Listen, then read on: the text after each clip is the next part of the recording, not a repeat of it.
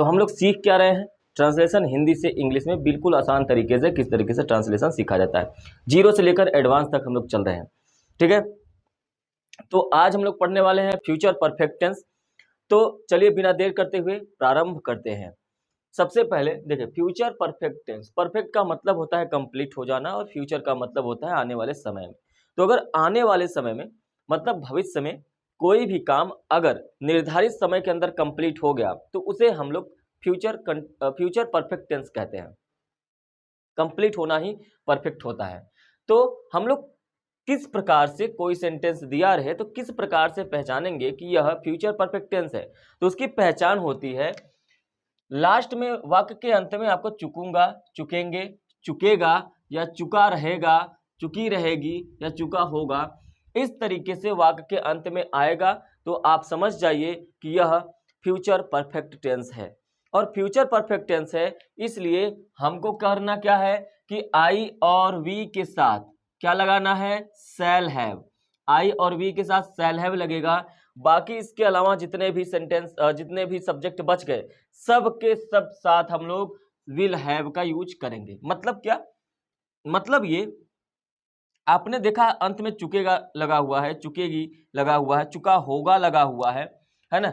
तो आप क्या करेंगे, सबसे पहले सब्जेक्ट को लिखेंगे। सब्जेक्ट में या तो आई आएगा या वी आएगा या इसके अलावा कुछ भी आ सकता है। तो अगर आई और वी इसके जगह पे आ गया तो इसके बाद हम लोग शैल हैव, मतलब यहाँ पे शैल यूज करेंगे, उसके बाद हैव लिखेंगे। लेकिन इन आई और वी के अलावा सब्जेक्ट की जगह पे कुछ आया है तो हम इसके बाद विल हैव का यूज करेंगे। बात समझ में आ गई होगी, सिंपल सी बात है। तो यही चीज करना है कि विल हैव या शैल हैव का यूज करेंगे, इसके बाद वर्ब की थर्ड फॉर्म यूज करेंगे और उसके बाद हमारा ऑब्जेक्ट और जो वर्ड्स बच गए लास्ट में लिखते हुए चले जाएंगे क्रम से। चलिए, तो अफर्मेटिव सेंटेंस की तरफ सबसे पहले बढ़ते हैं और इसको समझते हैं। देखिए, यहाँ पर कुछ एक्सरसाइज दिए गए हैं, कुछ एग्जांपल्स दिए गए हैं, उसको समझिए।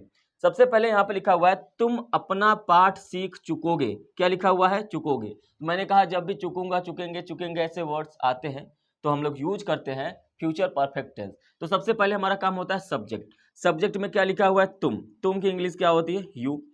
अब यू के साथ आई भी तो है नहीं, यू है मतलब अदर्स में आएगा तो विल हैव का यूज करेंगे। तो विल हैव, ये लास्ट से स्टार्ट करेंगे, चुकेगे के लिए क्या यूज करेंगे, विल हैव यूज कर देंगे।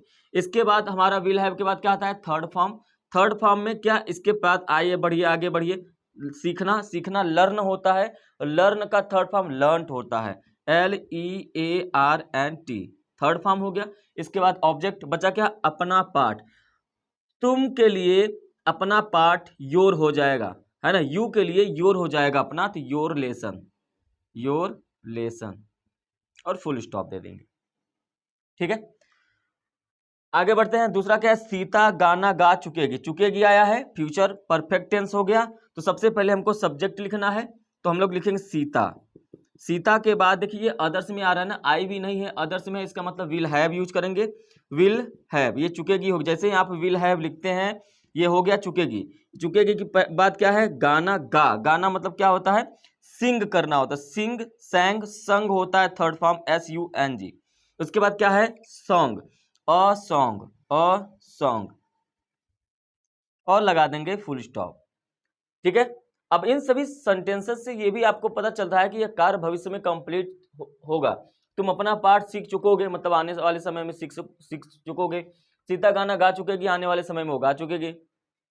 अगला देखिए, वह अगले साल तक ग्रेजुएट हो चुका होगा। अगले साल तक, हमेशा याद रखिएगा जब भी तक आए तो हमको बाई का यूज करना है। तक के लिए क्या यूज करना है, बाई का यूज करना है। किसका यूज करना है, बाई में, फ्यूचर के लिए। तो सबसे पहले सब्जेक्ट हमारा क्या है, तो हम कहेंगे ही, क्योंकि लास्ट में है चुका होगा, और जब चुका होगा, चुका रहेगा आता है तो भी हम फ्यूचर परफेक्ट टेंस यूज करते हैं। तो सबसे पहले सब्जेक्ट लिखना है, सब्जेक्ट के लिए हमने लिखा ही के बाद विल हैव या शैल हैव। आई भी तो है नहीं, अदर्स है, तो इसलिए विल हैव।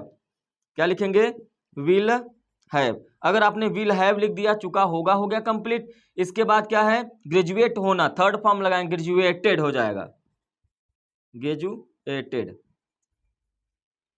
अगले साल तक, तक के लिए क्या लिखेंगे, बाई, और अगला साल मतलब नेक्स्ट ईयर।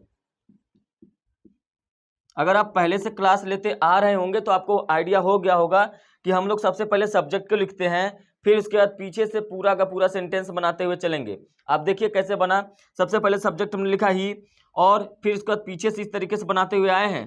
पहले चुका होगा का विल हैव, ग्रेजुएट होना का ग्रेजुएटेड, तक के लिए बाई, अगले साल के लिए नेक्स्ट ईयर।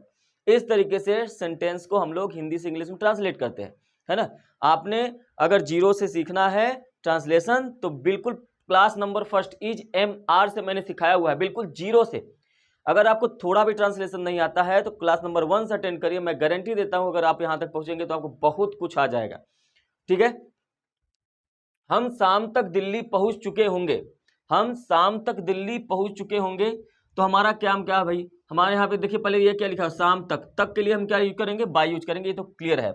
तो बचा क्या, हम दिल्ली पहुंच चुके होंगे, हम हमारा सब्जेक्ट है, सब्जेक्ट के लिए हम लोग क्या लिखेंगे, वी, क्या लिखेंगे, वी। अब हमारा सब्जेक्ट कंप्लीट हो गया, हमको पीछे से स्टार्ट करना होगा, चुके होंगे, चुके होंगे के लिए आएगा विल हैव या शैल हैव, वी के लिए क्या आता है, वी के लिए शैल हैव, इसलिए आप यहाँ पे लिखेंगे शैल हैव। अच्छा, अब इसके बाद क्या है, पहुंचना, पहुंचना मतलब रीच, रीच का थर्ड फॉर्म, क्योंकि विल या शैल हैव के बाद वर्ब की थर्ड फॉर्म आता है, इसलिए लिखेंगे रीच्ड। अच्छा, कहां पहुंचेंगे भाई, दिल्ली पहुंचेंगे, रीच्ड दिल्ली। अब तक के लिए क्या लिखाएंगे, बाई, और शाम के लिए इवनिंग, इवनिंग। क्लियर है, उम्मीद है इतना आपको समझ में आया होगा अच्छे से। आगे देखिए, माली पौधों को पानी दे चुका होगा, माली पौधों को पानी दे चुका होगा। ठीक है, सबसे पहले सब्जेक्ट हमारा क्या है, माली, लास्ट में आपने देखा चुका होगा लगा हुआ है, पर फ्यूचर परफेक्ट टेंस है। माली के लिए लिखेंगे the gardener, the gardener, gardener का मतलब होता है माली। अब द गार्डनर के बाद ये तो आई वी है नहीं कि शैल हैव लगाएंगे, विल हैव लगाएंगे, अदर्स में आता है तो विल हैव। विल हैव के बाद क्या आता है भैया, थर्ड फॉर्म, थर्ड फॉर्म मतलब क्या, चुका होगा का आपने क्या लिख दिया, विल हैव। अब पानी देना, वाटर, वाटर, वाटरिंग होता है वैसे पानी देने के लिए, यहाँ पे थर्ड फॉर्म यूज करेंगे इसलिए वाटर्ड लिखेंगे, वाटर्ड मतलब पानी देना, किसको, पौधों को। अब यहाँ पे वाटर्ड द प्लांट्स कर लीजिए, वाटर द प्लांट्स।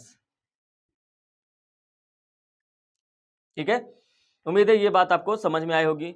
अगला देखिए क्या है, अगले सोमवार तक, तो अगले सोमवार तक इसको तो आपको पता है। अब दो तरीका है, यहां पर देखिए जो बाय नेक्स्ट ईयर लगा रहे हैं ना, आप इसको स्टार्टिंग में भी लिख सकते हैं, कोई फर्क नहीं पड़ता है। आप इसको ऐसे भी स्टार्ट कर सकते थे, by next year he will have graduated.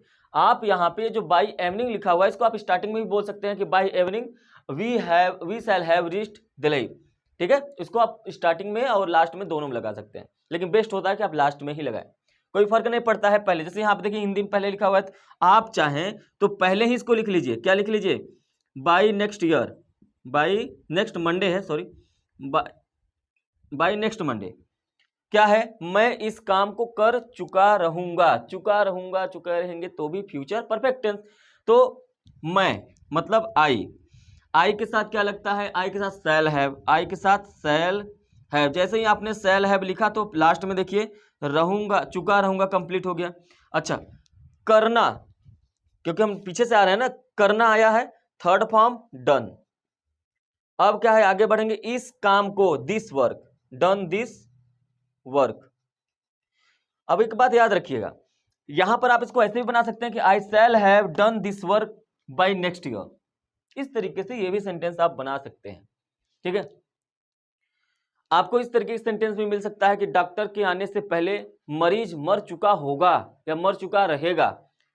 तो ऐसे सेंटेंस हम लोगों ने पास्ट परफेक्ट टेंस में बहुत अच्छे से पढ़ा है, आप इसको अच्छे से समझ सकते हैं। आइए अब बढ़ते हैं इंट्रोगेटिव और नेगेटिव की तरफ।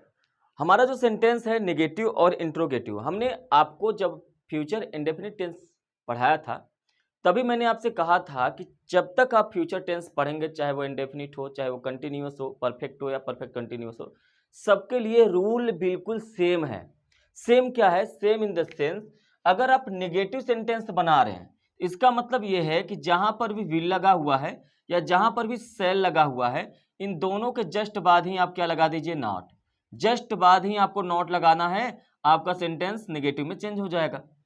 और इंट्रोगेटिव में क्या होता है, बस एक ही रूल है कि क्वेश्चन मार्क जहां पर भी है, क्वेश्चन मार्क जैसे ही लगाएंगे आप विल या शैल को किसके पहले रख देंगे, सब्जेक्ट के पहले रख दीजिए, आपका सेंटेंस बन के कंप्लीट हो जाएगा। बस एक ही रूल है और इसी पर हम लोग पूरा इंट्रोगेटिव और नेगेटिव सेंटेंस सॉल्व कर रहे हैं। उम्मीद है कि आप लोगों ने पहले देखा होगा, अगर अभी भी नहीं देखा है तो डिस्क्रिप्शन में लिंक है, ओपन करिए, पूरा का पूरा क्लास देखिए, ठीक है। एंड डेफिनेटली कम से कम स्टार्ट करिए अगर आपको आज की क्लास नहीं समझ में आएगा तो, लेकिन मैं पूरी कोशिश करूंगा कि आपको समझ में आ जाए। यहाँ पर कुछ नेगेटिव सेंटेंस दिए गए हैं और इसके बाद कुछ इंट्रोगेटिव के सेंटेंस दिए गए हैं, दोनों को पहले ध्यान से समझेंगे, ठीक है। मैंने कहा कि जब नेगेटिव सेंटेंस आएगा तो नेगेटिव सेंटेंस में विल और शैल जहां पर भी लगा होगा नॉट लगा देंगे, ठीक है।